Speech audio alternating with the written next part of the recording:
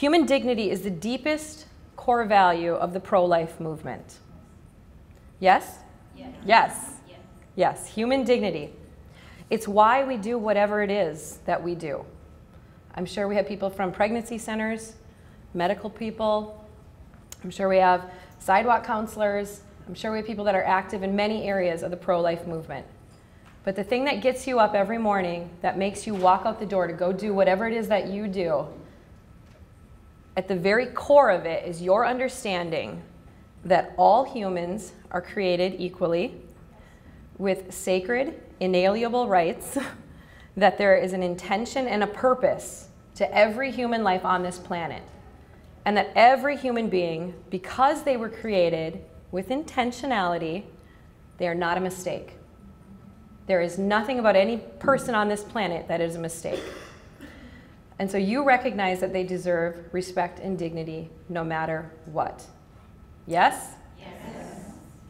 Good. We're on the right page then this morning. I love that we can have this conversation and start from that premise. Because when we walk outside this door, we go back to our universities, go back to our churches, go back to our moms groups, our communities, our workplaces. That is not a common understanding in our society right now. We can say that we want equality. We can say that we're fighting for all human beings to be recognized. But in reality, when you get out in the real world, it doesn't really look like that, does it? No. So we're here because we recognize in a particular way that injustices are happening. And we feel very strongly about the injustice that's happening against the unborn human. And probably some other humans as well. So we're here because we recognize that abortion is a very grave violation of human rights and human dignity. So I want to read to you actually, I'm Catholic. Some of you guys might be Catholic here as well. But even if you're not Catholic, I think that this it's a statement from a document called the Gospel of Life. So it was written, Evangelium Vitae is the name of it. John Paul II wrote this in 1995. And so even if you're not Catholic, it's a fascinating read. Basically, the former Pope talked about why every person deserves respect and dignity. He talks about why things such as abortion and euthanasia are a grave offense against humanity. And this is just paragraph 34.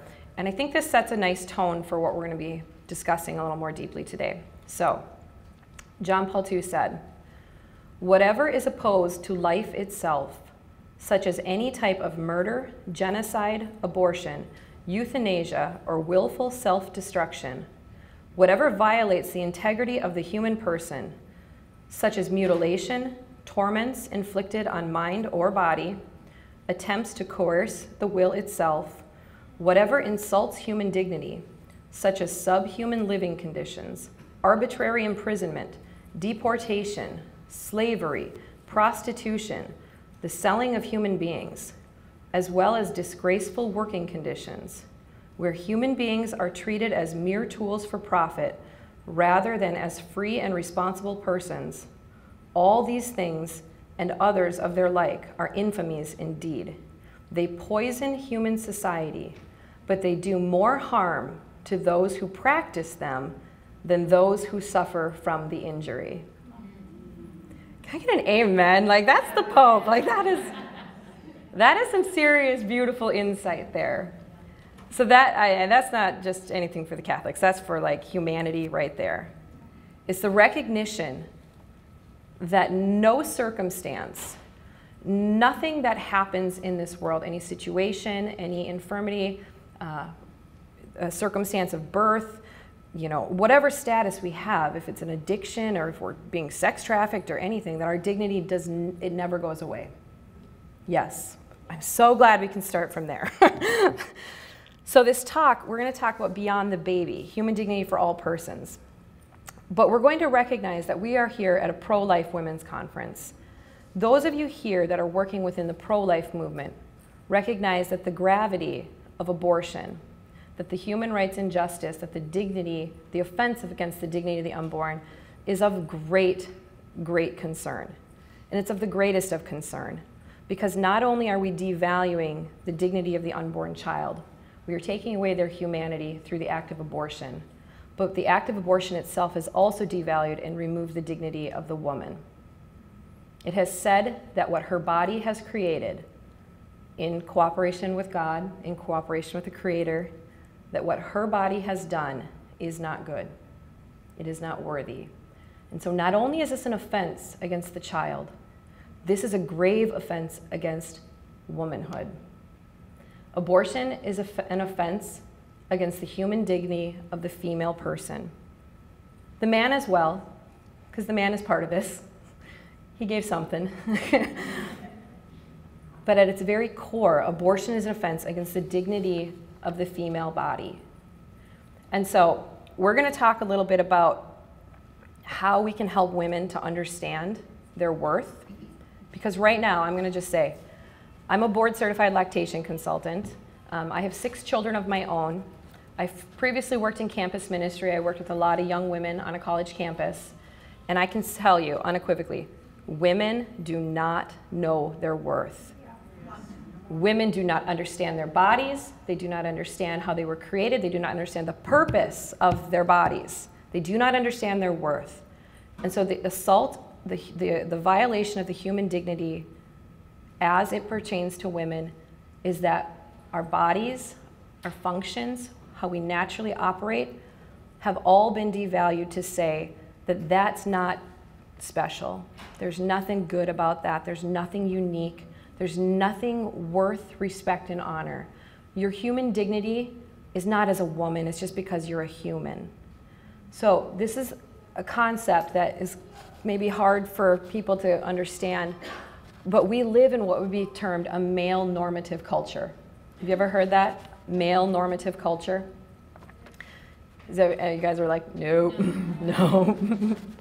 Okay, so I'm going to kind of break that down for you a little bit. A male normative culture would be a culture where the qualities of men, the natural qualities of the men, are what are held in highest esteem. They're what are celebrated. They're what are considered worthy of praise, worthy of elevation, worthy of promotion. And so if we look at the highest degrees, the highest positions in companies, they are usually held by men. And if they're not held by men, they're held by women who have chosen most of the time to forgo most of the natural parts of being a woman, most often their motherhood. They've had to sacrifice a lot to fit into that mold. Very few women excel in our current society as mothers and as women. Are you with me? Does that make sense? No? Yeah? Okay, good. Questions? No. Oh yeah, I see one. There's one. Yeah? You can ask, Barbara. I appreciate that so much from Barbara because this woman was on Broadway. And she gave that career up a long time ago for her family. Not to say that we have to give up our careers for our families, but in a male normative culture, that is the expectation. There's very little room for mothers at the top of any of the industries because of the things that Saren talked about last night. Lack of paid maternity leave, lack of on-site childcare. We have failed to consider what women need to fill the same positions as men in our society. And women have been very poor at advocating this for ourselves. So I'm going to posit actually something that is not an entirely popular opinion, especially outside of these doors. It's probably fine here, but I would say that when the second wave of feminism began its activity, began really in earnest to advocate for laws and things that they thought would bring women equality, they sacrificed the one thing that should have been their primary goal. They should have put their biological reality of their body at the forefront of every policy, every law, everything they advocated for. They should have said, we deserve, as well as men, we are capable as well to climb the corporate ladder, to lead companies, to have our opinions be heard. We need women. We absolutely need women in politics. We need women in the churches. In leadership, we need women in every type of leadership role we can find in our country, but they need to do it as women. They need to do it as mothers because the insights that they bring from their experience as a woman is what we need to change society. We can't sacrifice the parts of ourselves that help us to recognize the dignity of others, that help us to see the needs of others, that help us to be compassionate, empathetic. If we sacrifice that on our rise to the top, we're not able to actually affect the change that women need. Just being a woman at the top means nothing unless you truly are a woman at the top. Amen? Amen. Okay, all right, we're going the right way. Great, you guys are on board. Okay, so I shared with you a little bit that I'm a board certified lactation consultant. So I work with women who have just given birth, that have just delivered a baby, that are learning to breastfeed. I got into this profession about 14 years ago, is when my first was like, oh my gosh, I think I need to do that, when I had my first baby. Within about a week of delivering my baby, I had terrible mastitis. I was horribly engorged with a uterine infection and had no idea what I was doing. And I grew up on a dairy farm. I mean, I think I should have known how to do this. I have milked animals. I should get this. It's like the lifeblood of my family. I didn't know women could get mastitis until I was dealing with it. And that was quite the shock. I was like, I thought that was a cow thing. And so at that point, about a week after delivering my baby and going back into the hospital, it literally took about 15 minutes with a lactation consultant to get everything back on track, to figure out what was going on. She just had to tell me some very basic truths about my body. She had to tell me some very basic concepts of, don't let the milk sit in there for 6 hours. You need to get it out. I was like, oh, I didn't know. And so I decided at that point, I think I want to go back and help other women with this, because I didn't know. I didn't know much of anything. I had already fought this battle learning my fertility. I had been married for about a year. Prior to getting married, we took natural family planning classes. I had a basic awareness because I lived on a dairy farm, and I understood that there were fertile patterns in the animals. I understood that you couldn't get pregnant always. I understood that, there were times that you could get pregnant, you couldn't. I understood the cyclical, natural nature of how fertility works a little bit. But that was very outside the norm as well, for women to be having these conversations. I didn't have many people I could sit down and talk with about that. Not many people really in my friends circle knew a lot about that yet. Most of my friends weren't married, they were all younger. So when I began to talk about this a little bit in campus ministry with the younger women in our ministry program, it became very clear that I was not the only one that didn't know much. And it became very clear I was actually the expert, which was a terrifying realization, to realize that I knew very little, but they knew even less. And these were women that were women's studies majors, that were very involved in the women's movement, that very strongly believed that we needed to end the male normative culture, that we needed to bring back women's empowerment, that women should be at the highest positions. But they didn't know how to tell when they ovulated.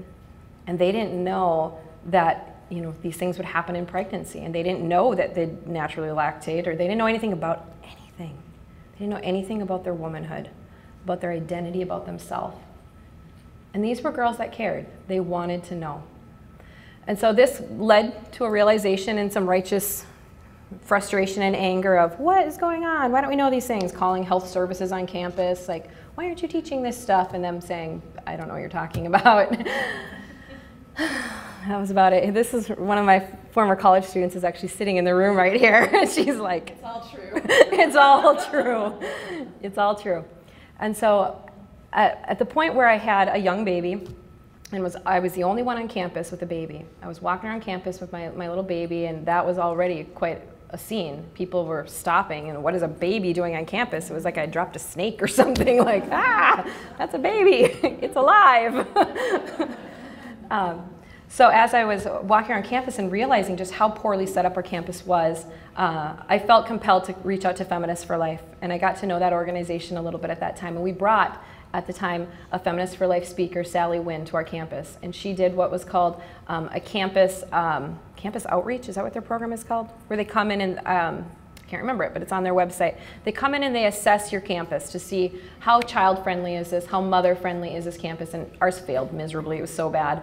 And so I got involved with the Women's Studies program at that point, and I said, we all care about women.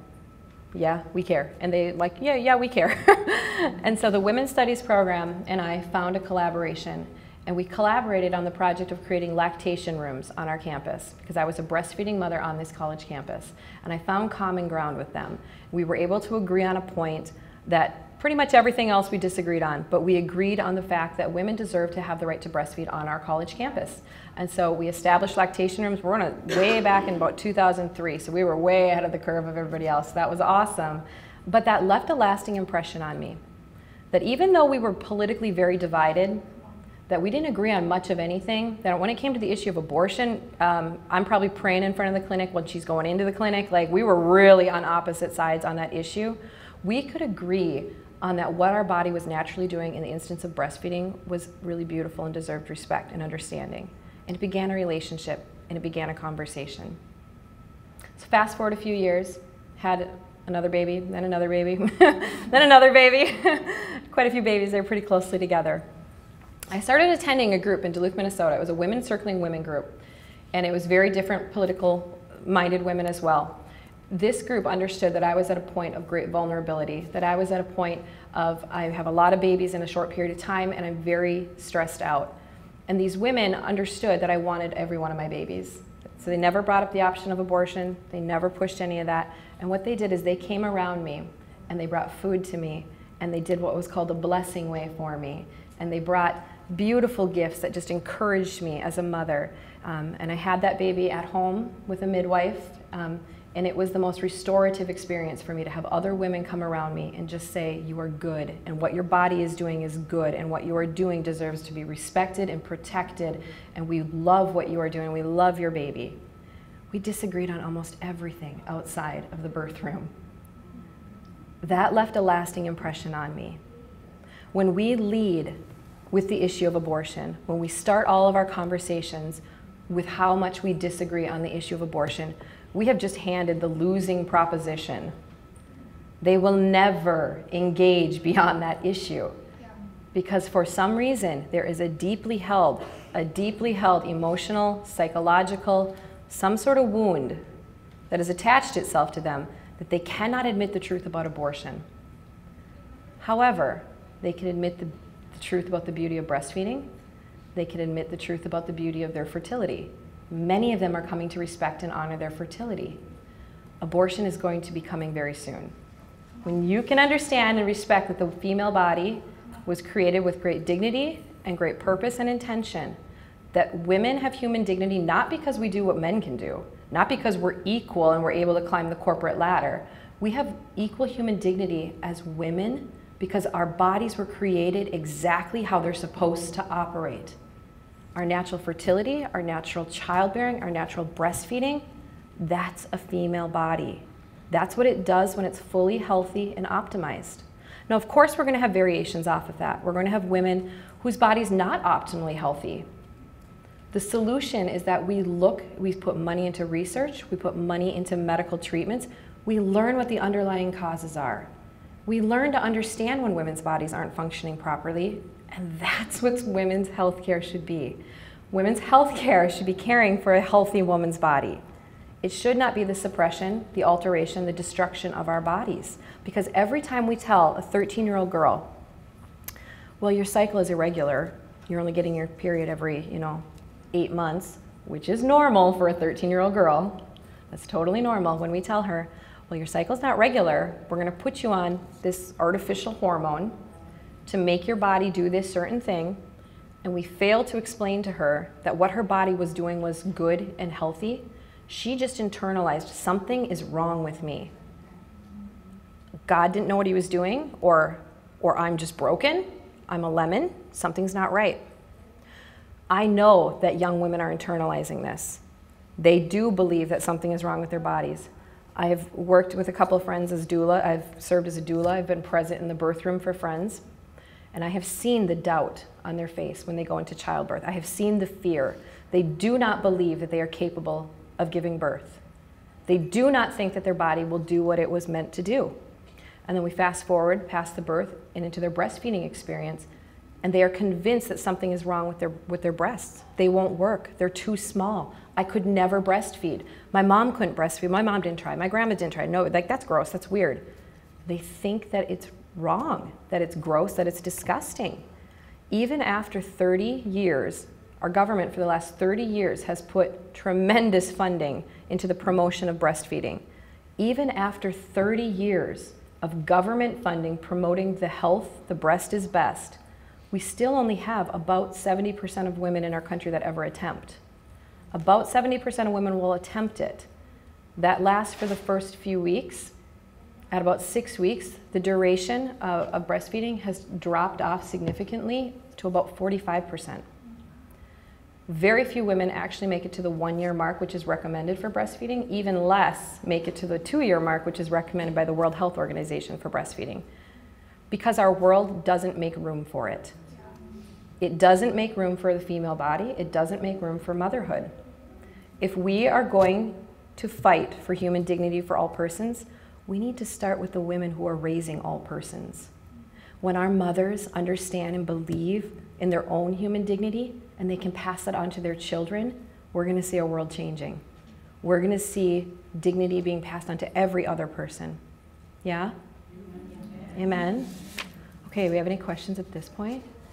You're just soaking it all in. You're like, give me more of that truth, right?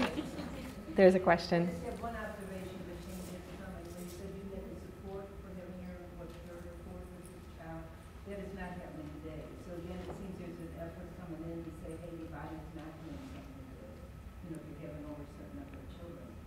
It was actually a very shocking experience. That's a great point, because typically people that tend to be maybe on the other side of this issue from us, there isn't a great respect for the blessing of every child. So a certain number of children are no longer seen as a blessing.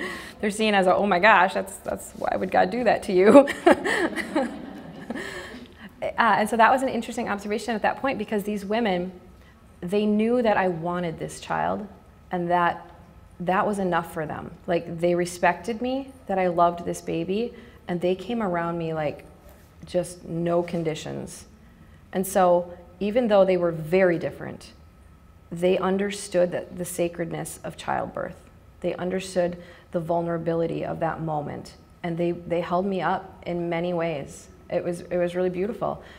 If you've never heard of a blessing way, it's something that I would recommend looking up. It's an alternative to a baby shower. Some church communities do them for pregnant women, and basically it's women like surrounding you with prayers and bring, kind of spiritual bouquets and things like that, and practical gifts such as meals and diapers and cleaning your laundry, things like that.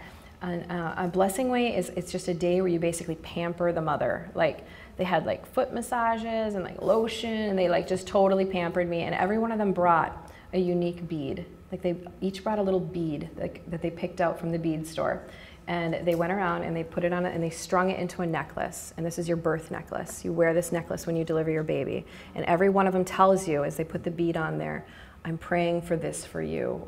And these weren't even really all those. Like, some of them were like, I'm hoping good karma on your birth. I was like, thank you.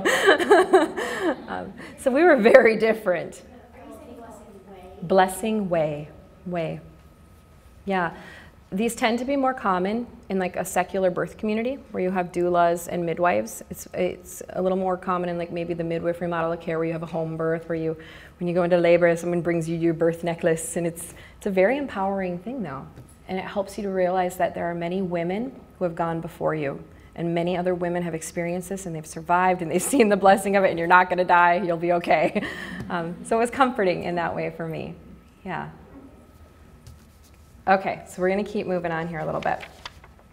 The work that I've begun with Guiding Star came directly from these realizations. Directly that women need to understand their worth and their dignity, and specifically, I think the biological reality of the female body is what women just need to be reminded of and affirmed in, that the female body is beautiful, that the female body is good, that the female body is not replaceable, that it cannot be duplicated falsely. That what our body does is just a unique and essential part of the human experience. That we all came from a mother, that our mothers held us within their womb, that we were recognized and given dignity at some point. Our mother holding us within her body and nourishing us gave dignity to us as a person. So Guiding Star came from that realization of, we need to tell women how amazing their bodies are. They need to understand that.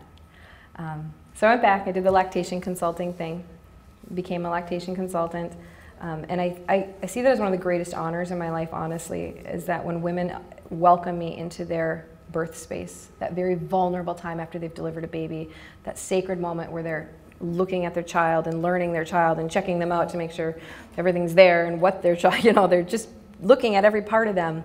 And then they look to me and they say, please help.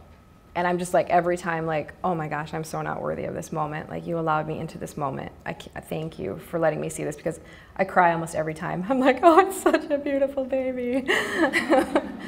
And she's emotional too. She's like, it hurts so bad. And then I'm like, I'm so sorry. We're kind of an emotional mess together. But what I do mostly is I build relationships. Relationships. You as women uniquely are called to be relationship builders. We are all called to be cultural agents of change. In our talk last night, Saren talked about, I think it was Saren or maybe it was Abby. Abby said, you're all here because you're called to be agents of cultural change. This is much bigger than just standing out in front of an abortion clinic or just doing something. You are called to actually speak to the type of culture that we need to eradicate abortion. If we are going to end abortion, if we are going to make abortion truly unthinkable, we require a culture of life. A culture of life is what we need to see all around us. And what does that culture look like? What does that culture look like if we're going to love and give dignity to every other human person, regardless of their race, religion, sexual orientation, whatever? What does it look like to give dignity to others? It looks like relationships. It looks like getting to know the different people around you. It looks like recognizing that, hey, they're human. Okay, that means we're equal. Hey, that means that God loved them, that God had a purpose for them, that God had an intention for them. Maybe they're severely handicapped. Does that make them any less human? No. Maybe they're really old. No. Maybe they're not born. No. They're still a human being. God gave them the exact same amount of dignity that every one of us has. And we communicate that to them through our relationships. So women are uniquely positioned and uniquely talented in forming relationships. If you ever look at inventories of men and women and kind of traits, and I know these are going away a little bit, you don't see them quite so much, but maybe a little bit older inventories. At the top of all the female characteristics, the thing that women always excel at most is communication. We're communicative. We like to talk, we like to reach out, we like to read one another. We read emotions really well. We read nonverbals really well in general. These are all kind of generalities, but in general, compared to the opposite sex, we're way better at that. So we are uniquely positioned to create relationships, and it is through relationships, it's through acknowledging the other in front of us that we give them dignity. Yeah? Is this making sense? What does that look like practically? What does it look like practically to give human dignity to the other person in us, or around us, wherever we are? So maybe you are in a traditionally less female situation. Maybe you are the CEO of a major company, which would be awesome. How do you bring your femininity? How do you bring your femaleness to that position? What does it look like to build relationships and give dignity to the other? What that looks like as a major CEO of a company, you're in charge here. So it's not that you're a wallflower. It's not that you're not assertive. It's not that you don't know what you're doing as a female leader. It's that you recognize that the others in your circle are human beings, that you don't treat them like minions, that you treat them as people, that maybe you check to see when their birthday is and you bring a cupcake and you have the office sing. It's giving them some sort of value. It's acknowledging that you exist and you matter and you're important here. Our company is better because of you. The world is better because of you.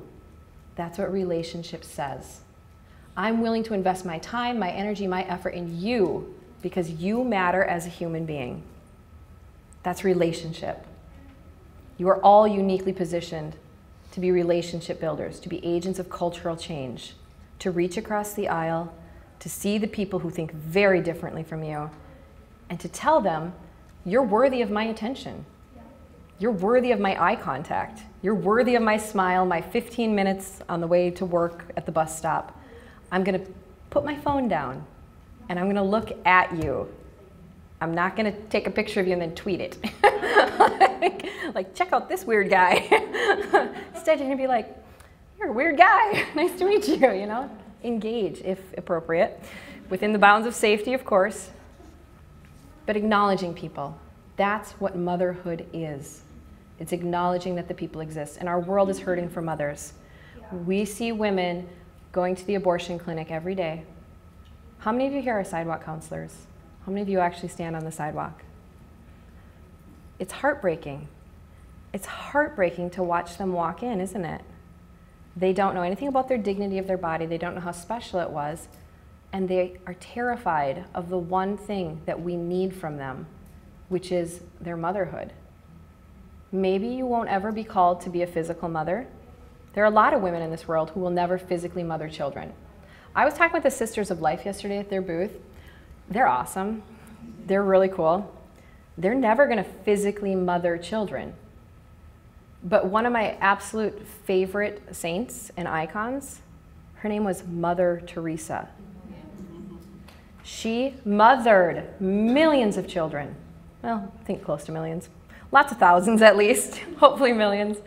Millions of people were influenced, though, by her motherhood.